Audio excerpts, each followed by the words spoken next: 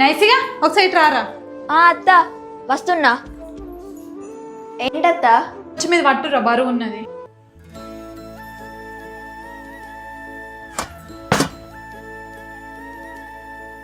అయ్యో నైసిగా చీరలన్నీ కింద పడతాను, కొంచెం లోపల పెట్టుకోరా. సరే అత్త.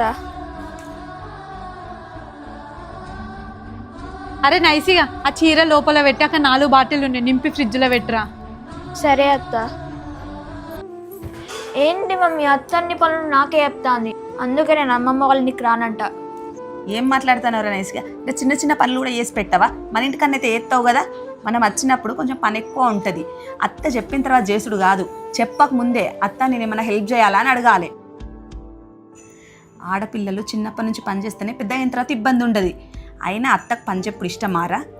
పని బాగున్నది కాబట్టి ఏదో చిన్న పనులు చెప్పింది, కాయంత చేసి పెట్టవా? మన ఇంటికి కూడా మీ అత్త వాళ్ళ పిల్లలు వచ్చినప్పుడు నేను ఎన్నో పనులు చెప్తా, చేస్తారు కానీ నీ లెక్క అనుకుంటారా? ఇంకా వాళ్ళే వచ్చి అత్త ఏమైనా హెల్ప్ చేయాలా అని అడుగుతారా లేదా? అడుగుతారు మమ్మీ. అత్త నేనే తప్పగా అనుకున్నా. ఆగు మమ్మీ ఇప్పుడు వస్తా. అయ్యో నువ్వెందుకు అడుగుతానవురా? నేను అడుగుతా కదా, నువ్వు లోపలికి పోయి టీవీ చూడుపో. ఏంటత్త గిన్ని గనం బోలు ఉన్నాయి, నువ్వు ఒక్కదానివే అడుగుతావా? నేను హెల్ప్ ఎత్తావు? అయ్యో నా బంగారు తల్లి కదా, అత్తకు పని ఉన్నదని హెల్ప్ చేద్దామని వచ్చింది బంగారం.